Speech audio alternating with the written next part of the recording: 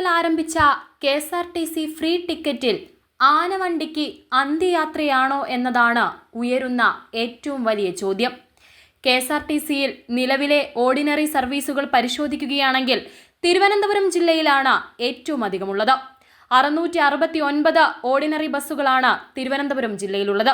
മറ്റു ജില്ലകൾ പരിശോധിച്ചാൽ കൊല്ലം ജില്ലയിൽ 370, പത്തനംതിട്ട 127, ആലപ്പുഴ 190, കോട്ടയം 144, ഇടുക്കി 113, എറണാകുളം 272, തൃശൂർ 126, പാലക്കാട് 118, മലപ്പുറം 86, കോഴിക്കോട് 153, വയനാട് 171, കണ്ണൂർ 181, കാസർഗോഡ് 129 എന്നിങ്ങനെയാണ് കണക്കുകൾ.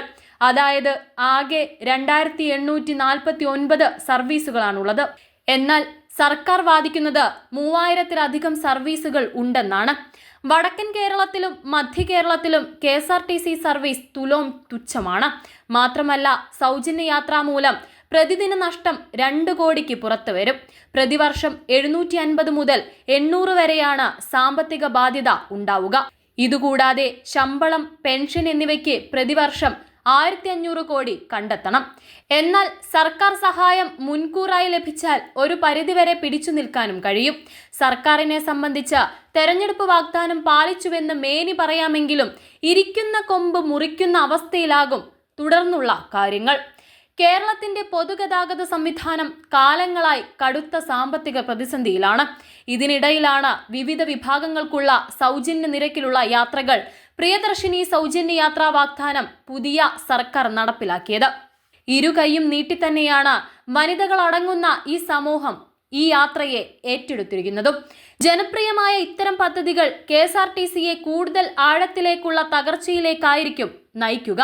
അയൽ സംസ്ഥാനങ്ങളായ തമിഴ്നാട്, കർണാടക പതിപ്പിന്റെ യാഥാർത്ഥ്യങ്ങളും കണക്കുകളും മുൻനിർത്തിയുള്ള ഒരു സമഗ്ര അവലോകനം പരിശോധിക്കുകയാണെങ്കിൽ KSRTCയുടെ നിലവിലെ സാമ്പത്തിക സ്ഥിതി അത്യന്തം ശോചനീയമാണ്. പ്രതിദിന കളക്ഷൻ ജീവനക്കാരുടെ ശമ്പളത്തിനും ഡീസൽ അടിക്കാനും പോലും തികയാത്ത അവസ്ഥയിലാണ് മാനേജ്മെന്റ് മുന്നോട്ടു പോകുന്നത്. പ്രതിമാസം കോടിക്കണക്കിന് രൂപയുടെ പ്രവർത്തന നഷ്ടമാണ് കോർപ്പറേഷൻ നേരിടുന്നത്. സർക്കാർ നൽകുന്ന പ്ലാൻ, നോൺ പ്ലാൻ ഫണ്ടുകളും ബാങ്ക് ലോണുകളും കൊണ്ടാണ് പലപ്പോഴും ശമ്പളവും പെൻഷനും വിതരണം ചെയ്യുന്നത്. നിലവിൽ KSRTCയുടെ ആകെ കടം 10,000 കോടി രൂപയ്ക്ക് മുകളിലാണ്. കോൺസോർഷ്യം ലോണുകളുടെ തിരിച്ചടവ് വലിയൊരു ബാധ്യതയായി തുടരുന്നു. ബൾക്ക് പർച്ചേസ് ചെയ്യുന്നതിനാൽ KSRTCക്ക് ഉയർന്ന നിരക്കിലാണ് ഡീസൽ ലഭിക്കുന്നത്. ഇത് ദൈനംദിന ചിലവ് കുത്തനെ ഉയർത്തുകയും ചെയ്യുന്നു. വിദ്യാർത്ഥികൾ, മുതിർന്ന പൗരന്മാർ, അർഹരായ മറ്റു വിഭാഗങ്ങൾ എന്നിവർക്ക് യാത്രാ ആനുകൂല്യങ്ങൾ സാമൂഹികമായി അത്യാവശ്യമാണെങ്കിലും അതിന്റെ സാമ്പത്തിക ഭാരം പൂർണ്ണമായും KSRTCയുടെ മേലാണ് വന്നു വീഴുന്നത്. സൗജന്യ യാത്രകൾക്ക് പകരം സർക്കാർ നൽകേണ്ട സബ്സിഡി തുക കൃത്യസമയത്ത് കോർപ്പറേഷന് ലഭിക്കാറില്ല. ഇത് കൺസെഷൻ നിരക്കുകൾ ജനപ്രിയമാക്കുമ്പോഴും സ്ഥാപനത്തിന്റെ പണമൊഴുക്കിനെ ബാധിക്കുകയും ചെയ്യുന്നുണ്ട്. യാത്രാ എണ്ണത്തിൽ വർധനവ് ഉണ്ടാകുമ്പോഴും അതിനനുസരിച്ച് ടിക്കറ്റ് വരുമാനം കൂടാത്ത സാഹചര്യമാണ് ഇത് സൃഷ്ടിക്കുന്നത്. സ്ത്രീകൾക്ക് സൗജന്യ യാത്ര അനുവദിച്ച അയൽ സംസ്ഥാനങ്ങളിലെ ട്രാൻസ്പോർട്ട് കോർപ്പറേഷനുകളുടെ അവസ്ഥ പരിശോധിച്ചാൽ സൗജന്യങ്ങൾ വരുത്തിവെക്കുന്ന വിന വ്യക്തമാകും. കർണാടകയിൽ സൗജന്യമായി സർക്കാർ കൊണ്ടുവന്ന ശക്തി പ്രകാരം സ്ത്രീകൾക്ക് സർക്കാർ ബസ്സുകളിൽ യാത്ര അനുവദിച്ചു. പദ്ധതി ജനപ്രിയമായെങ്കിലും KSRTC, BMTC എന്നിവയുള്ള 4 പൊതുഗതാഗത കോർപ്പറേഷനുകളും കനത്ത സാമ്പത്തിക പ്രതിസന്ധിയിലായി. സർക്കാർ വാഗ്ദാനം ചെയ്ത തുക കൃത്യമായി കോർപ്പറേഷനുകൾക്ക് കൈമാറാൻ വൈകിയതോടെ ഡീസൽ അടയ്ക്കാനും സ്പെയർ പാർട്സ് വാങ്ങാനും പോലും ഫണ്ടില്ലാത്ത അവസ്ഥയുണ്ടായി.